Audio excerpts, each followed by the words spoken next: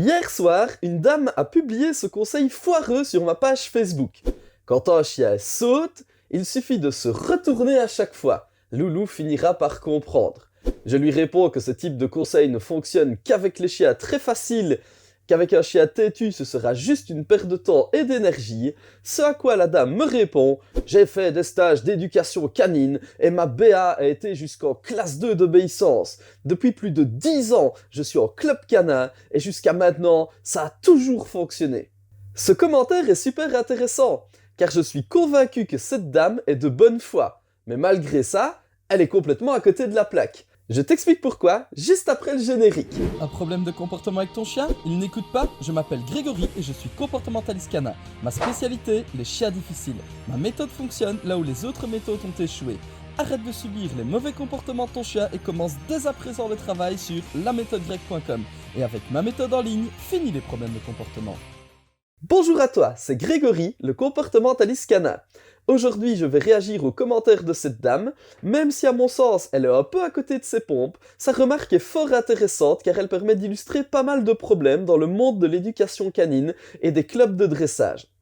Alors aujourd'hui, chère madame, je vous réponds en vidéo, ce sera beaucoup plus complet. Il y a tellement de trucs à dire que je ne sais pas vraiment par quoi commencer. Je vais essayer de vous dégrossir ça dans l'ordre le plus logique. On va commencer par l'affirmation comme quoi elle est au club canin depuis plus de 10 ans et que sa technique d'ignorer le chien quand il saute a toujours fonctionné. Le pire dans tout ça, c'est que je suis convaincu que cette personne est de bonne foi. Elle y croit réellement, je ne pense pas qu'elle soit en train de me mentir, du moins pas volontairement. Elle est juste en train de dire une grosse bêtise sans en être consciente. Déjà, il faut savoir qu'une méthode d'éducation qui fonctionne 100% du temps, ça n'existe pas. Si un professionnel vous affirme qu'il a un taux de réussite de 100%, c'est qu'il vous ment. Moi-même, j'ai déjà été confronté à des échecs. Le tout, c'est de connaître son taux d'échec. Personnellement, j'ai une quarantaine d'échecs connus. Sur 4000 chiens difficiles aidés, j'estime que le chiffre est bon. Ça veut dire que tous les 100 chiens aidés, il y en a un pour lequel je ne saurais rien faire. La raison de l'échec peut varier, soit parce que la méthode ne conviendra pas au chien, c'est plutôt rare, soit parce que le maître n'est pas capable d'appliquer les consignes. Ça, c'est plus fréquent. Et dans de rares cas, parce que le problème n'est pas d'ordre comportemental, mais plutôt une tare génétique, ce qui est encore plus rare. Mais en dehors de ça, il existe pour chaque professionnel, peu importe le métier que vous faites, des clients mécontents silencieux. À la fin de chaque intervention chez un client, je laisse mes coordonnées et je lui dis qu'il peut m'appeler au moindre souci ou s'il a une question. De même, sur mes formations en ligne, mes clients peuvent me contacter par message pour poser leurs questions. Je pars donc du principe que si un client ne m'appelle pas, c'est que la rééducation se passe bien. Mais rien ne me prouve que ça se passe bien pour tout le monde. Peut-être qu'un client est mécontent de moi et n'a pas fait la démarche de revenir vers moi pour me dire qu'il a eu un souci pendant la rééducation de son chien. Dans ce cas-là, c'est un client mécontent dont j'ignore l'existence. Et les clubs canins sont très particulièrement touchés par ce phénomène. Imagine que tu as un problème avec ton chien. Tu vas t'inscrire au club canin. Si la méthode enseignée au club parvient à t'aider avec ton chien, tu vas te dire que le club est sympa et tu vas y rester. Si par contre tu vois que ton chien ne progresse pas du tout et que la méthode enseignée ne fonctionne pas, tu n'y retournes plus. Dans la vraie vie, les gens sont plutôt gentils et prévenants, plus que sur les réseaux sociaux heureusement. C'est très rare d'avoir un client qui va prendre le temps de revenir au club juste pour dire au moniteur que ses méthodes n'ont pas fonctionné avec son chien et qu'il arrête de venir. Les membres qui n'ont pas pu être aidés abandonnent en silence, partent et ne reviennent plus sans donner de raison. Du point de vue du moniteur du club, quasiment 100% des personnes présentes au club ont donc réussi à régler leurs problèmes avec ces méthodes. C'est exactement ce qu'affirme cette dame dans les commentaires, en toute bonne foi. Mais de mon point de vue de comportementaliste canin, je vous affirme également en toute bonne foi qu'on n'arrête pas de repasser chez des clients qui témoignent avoir été dans un club canin, qui ont reçu comme conseil de ne pas prêter attention au chien lorsqu'il saute et de se retourner, que pour eux ça n'a absolument pas fonctionné et qu'ils ont besoin de trouver une solution à ce problème. Et pour preuve, je vous affiche à l'écran et dans la description de la vidéo les témoignages de mes clients chez qui je suis intervenu pour des rééducations difficiles et qui témoignent de leur passage en club. Alors on est face à un problème. D'un côté, cette dame qui prétend que son conseil fonctionne à tous les coups, et de l'autre, il y a moi qui prétends intervenir régulièrement auprès des clients pour qui ce conseil n'a absolument pas fonctionné. Il y en a forcément un qui ment. Alors oui, il y en a un qui ment, mais pas de façon volontaire. Je pense que cette dame y croit vraiment quand elle dit que ça fonctionne à chaque fois. C'est juste qu'elle n'a pas de nouvelles des gens qui ne reviennent pas au club parce que ça n'a pas fonctionné et qu'il faut ensuite appel à un comportementaliste canin pour régler le problème. Ce cas de figure porte un nom, c'est le biais du survivant. Le biais du survivant a été observé par l'ingénieur Abraham Wald durant la Seconde Guerre mondiale. On lui avait donné pour mission d'améliorer le blindage des avions afin d'améliorer leur résistance et de diminuer les pertes.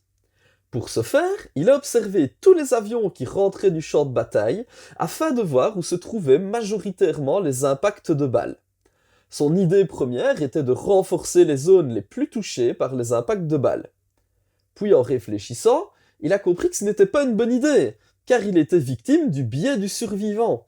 Les avions qu'il observait étaient uniquement ceux qui rentraient du champ de bataille. Même si certaines zones étaient criblées de balles, l'avion rentrait quand même. Ces zones n'étaient donc pas mortelles pour le pilote. Ce qu'il n'avait pas pris en compte, ce sont tous les avions qui ont été abattus et qui ne sont jamais rentrés du champ de bataille. Il ne les a jamais vus. Il a donc fini par inverser son raisonnement. Il a regardé sur les avions qui étaient revenus, les endroits qui n'étaient systématiquement jamais touchés par les balles, et il les a renforcés. Son raisonnement était que si une balle touchait ces endroits, l'avion était abattu et il ne rentrait pas. Il a donc renforcé les endroits qui ne présentaient aucun impact sur les avions qui revenaient indemnes du champ de bataille, et son raisonnement a permis d'augmenter le nombre d'avions qui survivaient au combat, et en même temps d'inventer le biais du survivant. En club canin, c'est exactement la même chose. Les chiens que cette dame observe sont ceux pour qui ça a fonctionné, et donc qui retournent au club canin. Tous ceux pour qui la technique n'a pas fonctionné ne sont jamais revenus au club d'éducation. Ce sont les avions abattus. Et ils vont s'écraser chez les comportementalistes comme moi, mais ça, elle ne le sait tout simplement pas. Dans votre message, vous dites, madame, que vous vous occupez des adhérents. Dans tous les clubs, il y a toujours plus d'inscrits que de membres sur le terrain. Certaines personnes viennent un peu et puis ne donnent plus signe de vie. Je vous invite donc à téléphoner à chacune de ces personnes qui s'est inscrite et qui ne vient plus. Dites à ces personnes que vous faites une enquête sur la qualité des méthodes du club et demandez-leur si tout a bien fonctionné avec leur chien. Vous allez être surprise des réponses. Vous allez retrouver tous les avions qui ne sont jamais revenus à la base. Avant d'aller plus loin, laisse un pouce bleu sur la vidéo et abonne-toi à la chaîne, active la cloche des notifications pour ne pas rater mes prochaines vidéos. Parlons à présent du conseil en lui-même. Ignorez le chien quand il saute, car il finit par se calmer. Alors oui, peut-être qu'il finit par se calmer, mais ça implique qu'il va sauter quelques fois avant. Et laisser un gros chien sauter sur les gens, je trouve ça super dangereux. Les personnes âgées vont perdre l'équilibre, les enfants vont être renversés, cela abîme les vêtements et les griffes du chien peuvent vous griffer la peau.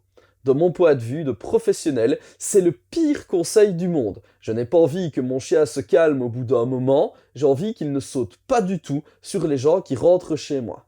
Maintenant, je reviens sur le début du message de cette dame qui disait « J'ai fait des stages canins et ma BA était jusqu'en classe 2 d'obéissance. Depuis plus de 10 ans, je suis en club canin. » Je vois très souvent des gens qui me disent « J'ai fait 10 ans de club » ou « J'ai eu 5 chiens dans ma vie » et qui utilisent cet argument comme argument d'autorité. Comme ils ont fait 10 ans de club, ils sont forcément professionnels et vont toujours vous donner des conseils, surtout si vous ne les avez pas demandés. Pour ma part, ça fait plus de 10 ans que j'ai mon permis de conduire et une voiture, ça ne fait pas de moi un pilote professionnel ou un garagiste. J'ai des dents depuis 36 ans et je n'ai jamais eu une seule carie. Et je ne suis pas dentiste pour autant. J'ai des aquariums chez moi depuis l'âge de 6 ans, ça ne fait pas de moi un biologiste expert en faune marine. Alors, vous avez fait 10 ans de club avec votre chien, ça ne fait pas de vous une comportementaliste. D'ailleurs, en Belgique, le manuel des moniteurs de club le précise noir sur blanc, un moniteur club n'est pas expert en comportement, il émet un jugement non professionnel basé sur sa propre expérience. D'ailleurs, pour la petite histoire, les maîtres chiens professionnels ont fini par être remplacés par des bénévoles dans les clubs d'éducation canine pour des raisons de coût. Un professionnel compétent, ça coûte cher. Un bénévole formé sur le tas, c'est gratuit. Petite astuce pour toi qui regarde cette vidéo, si un jour tu veux t'inscrire dans un club canin, pose toujours la question pour savoir si tu as affaire à un professionnel ou si ce sont des bénévoles qui vont te prendre en charge. Et je terminerai sur une petite note d'humour. Les gens doivent arrêter avec les acronymes. Ici, la dame parle d'un BA, comme s'il s'agissait d'une évidence. BA comme berger allemand. Ou BA comme berger australien. Rien du tout. BA, c'est un berger américain. T'es bête ou quoi? BA, c'est berger d'Anatolie. Tu n'y connais rien. BA, c'est un berger d'Auvergne. Et si ça se fait, c'est rien de tout ça. Elle a adopté un chihuahua et BA, c'est pour bonne action. Et c'est sur cette bêtise qu'on se quitte et que je te dis à la prochaine pour une autre vidéo sur l'éducation canine.